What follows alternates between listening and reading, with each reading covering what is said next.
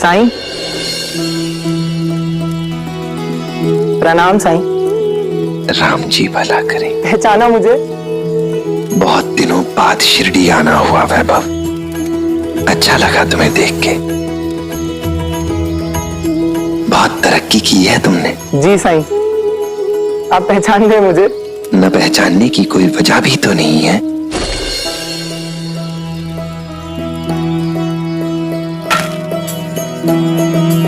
हाथ आई नौकरी को इस तीर की तरह समझो और कार्यस्थल को इस धनुष की तरह। अच्छा काम और मेहनत कभी बड़े अधिकारियों की नजर से छुप नहीं सकते। अगर काम करते रहोगे, नौकरी में लगे रहोगे, तो उन्नति के अवसर भी मिलेंगे।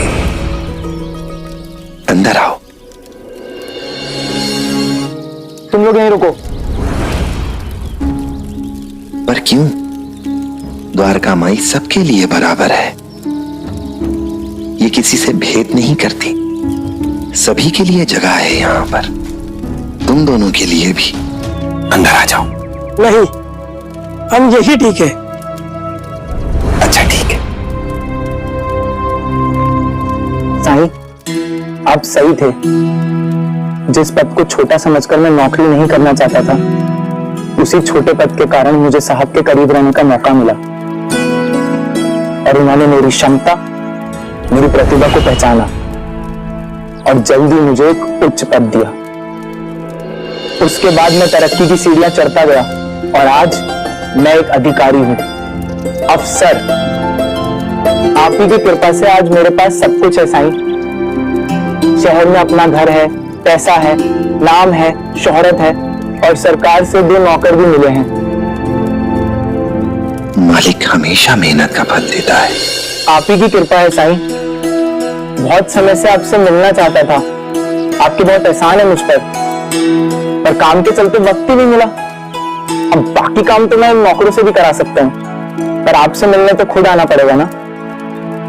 वैसे यहाँ आने का एक और भी कारण था साईं। आपसे एक निवेदन करने आया हूँ। वादा कीजिए, जो आपसे मांगूंगा वो आप मुझे देंगे। ऐसा क्या मांगने वाले हो? आपके लिए कुछ भी असंभव नहीं है, वादा तो कीजिए।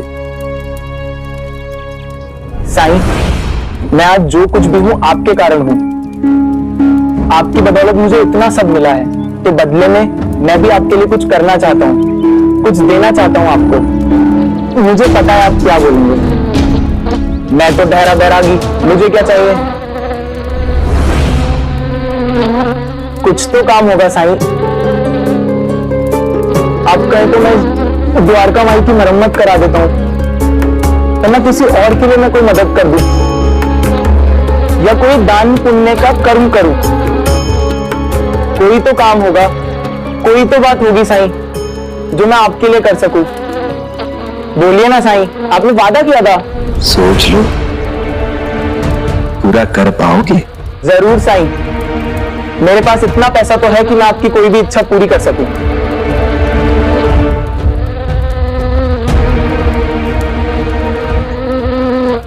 ठीक है, अगर तुम मेरे लिए कुछ करना ही चाहते हो तो इन मक्खियों को यहां से भगा दो। ये मुझे भी बहुत परेशान करती हैं। भगा दो इन्हें यहां से। बस इतनी सी बात। सुनो। नहीं वैभव, मेरे लिए तुम कुछ करना चाहते थे।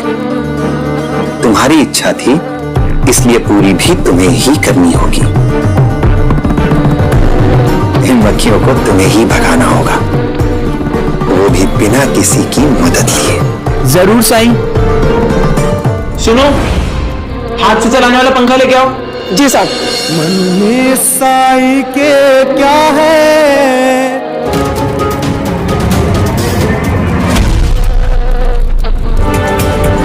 मेरे पास सब कुछ है। आज जो भी हूं साईं की वजह से हूं, लेकिन लानत है मुझ पर। साईं ने एक छोटा सा काम दिया और मैं वो भी पूरा नहीं कर पा रहा हूं।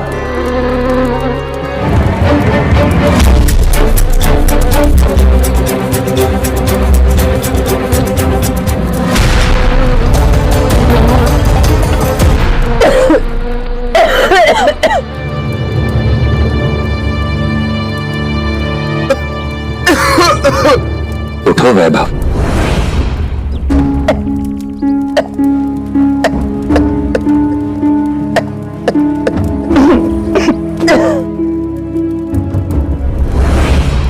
मुझे माफ कर दीजिए साईं, इतना छोटा सा काम मुझे सौंपा और मैं वो भी नहीं कर पाया। मैं बहुत शर्मिंदा हूँ साईं। कोई बात नहीं। आपने मुझे मक्खियां भगाने वाला काम क्यों सौंपा? आप जानते थे ना मैं इसमें असफल रहूंगा।